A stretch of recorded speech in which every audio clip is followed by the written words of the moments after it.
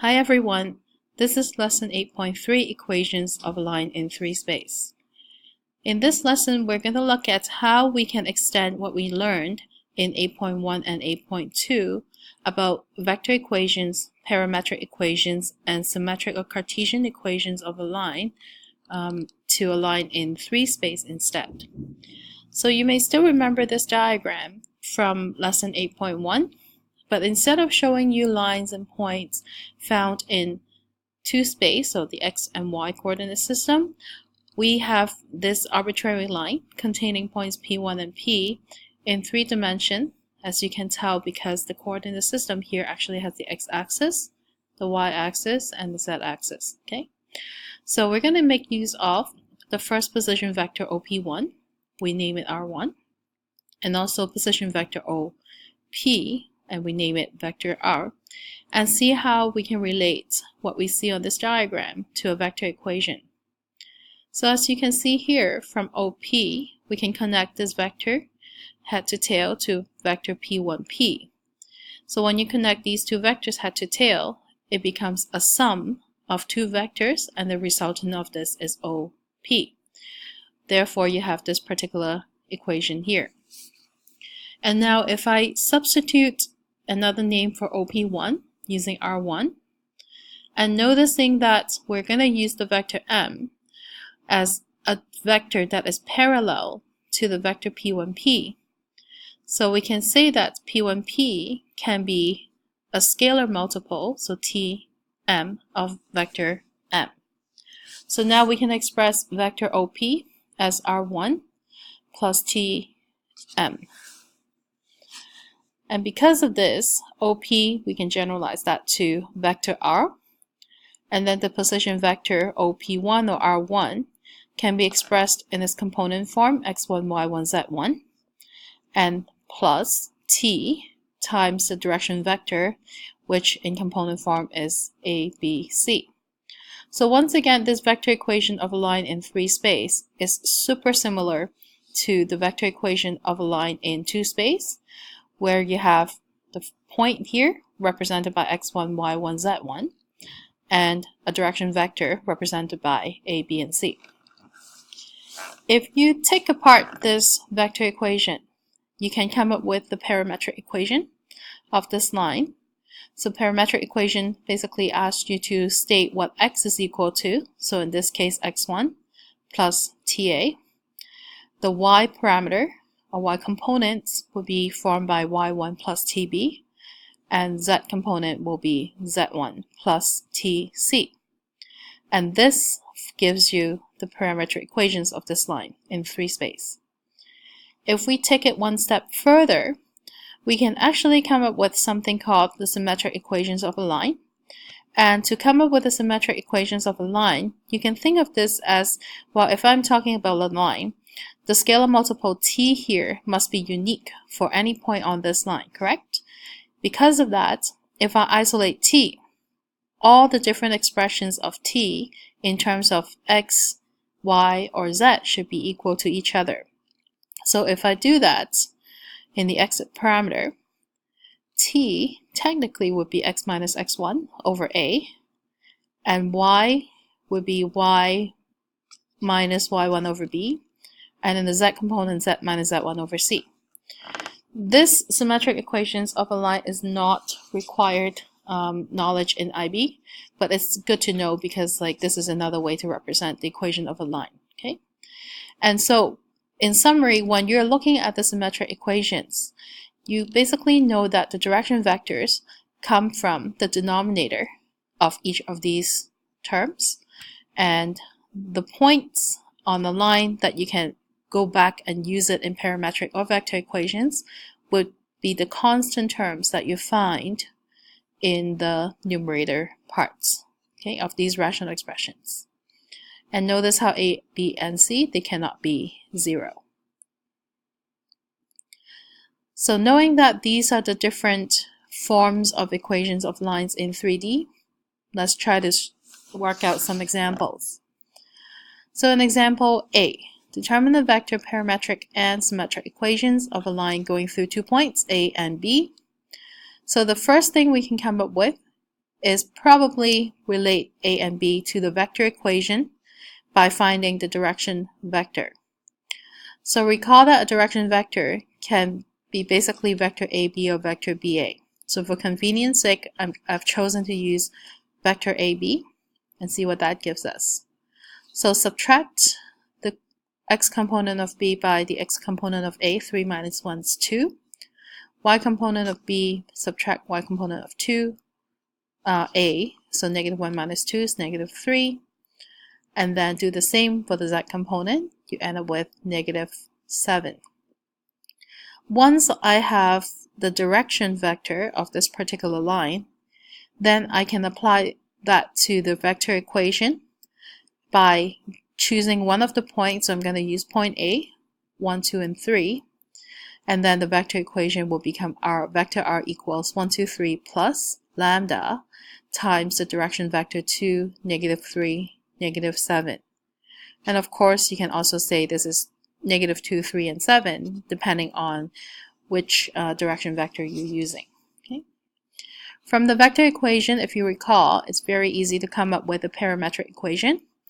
You just take x equals 1 plus 2 lambda, 2 plus y is equal to 2 plus negative 3 up 2 minus 3 lambda, and z is 3 minus 7 lambda. Okay, so that's your parametric equation. And then for symmetric equation, we can isolate lambda in the parametric form, or you can also refer to the vector equation, because we remember that the form goes like x minus the x point, component in the point, or coordinate on the point, over the x component of your direction vector, so over 2. And this is equal to y minus the point 2, and then divided by negative 3, the y component of direction vector. And this is equal to z minus 3 over negative 7. So a lot of this is just plug and play. So don't be afraid to use these forms. And it's okay not to simplify those negative signs in the denominator, because it's actually easier to go from this form back to your original vector equation or parametric equation. We can also test or show whether a point lies on the line or not once we know the equation of the line.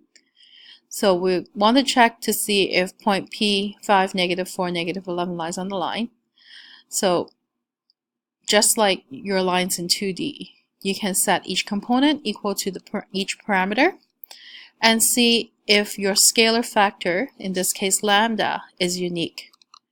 So when you set 5 equals to 1 plus 2 lambda, negative 4 equals 2 minus 3 lambda, and negative 11 equals 3 minus 7 lambda, you will always end up with lambda equals to 2. Because this lambda value is unique, then we can confirm that the point 5, negative 4, and negative 11 lies on the line. Example 2. Determine the vector equation of x minus 3 equals negative y equals z plus 4. So this equation here, when it's written in this form, is actually in symmetric form. So symmetric form looks like this again. If it makes it easier, you can actually rewrite each one of these terms so that every term looks like a rational expression. So x minus 3 is now over 1. Because symmetric form has y starting with as a positive y, so you can actually shift the negative to the denominator. So this is y over negative 1, and then z plus 4 is over 1 again. So once we have the equation written in this form that looks more like a standard or typical symmetric equation, then we can say that while x minus the number is actually the x coordinate of the point. So 3, 0, and negative 4, switch the sign here, that will be the point on the line, and then the direction vector of the line will be 1, negative 1. So you add that to lambda times 1, negative 1, and 1. In example 3, we're going to work on the direction angles of the line x equals 2 plus t, y equals to 1, z equals to 3 minus 4t. So just to explain what direction angles are basically angles formed by a component of a unit vector with respect to the x, y, z axis. And we call each one of these angles alpha in the x direction, beta in the y direction, and gamma in the z direction. And notice how these direction angles alpha, beta, and gamma must always be between 0 to 180 degrees. And to find the direction cosines is actually quite straightforward.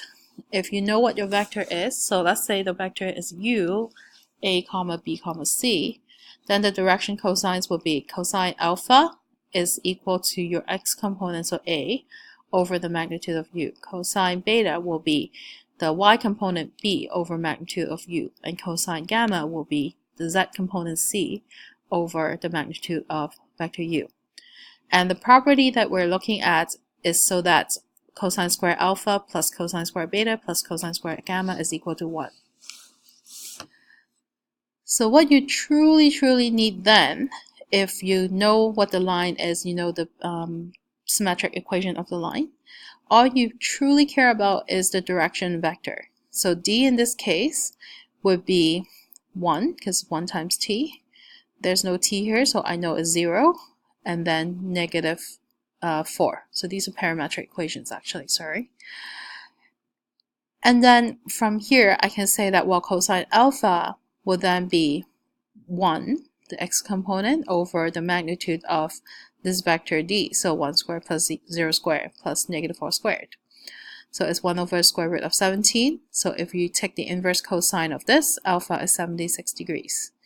And then you basically perform similar steps to find the value or the size of direction angles beta and gamma. Example 4. So determine if these two lines given are parallel, the same line, or neither. So let's think about that. If two lines are parallel, what do we know about them? Well, they should have the same direction vector, or at least the direction vectors can be written as scalar multiples of each other. If the lines are the same, not only do they have the same direction vectors, they will also have the same point, or the same parameter that would define the same point. And neither means that, well, if they don't really have the same direction vector, you can tell right away that the lines will not be coincidental or parallel. So these two lines given to us are in different forms.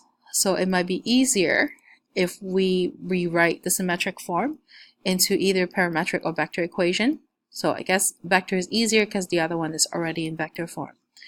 So the symmetrical equation here, can be written as the point, so 2, negative 5, negative 4, plus t times the direction vector 3, negative 2, 1.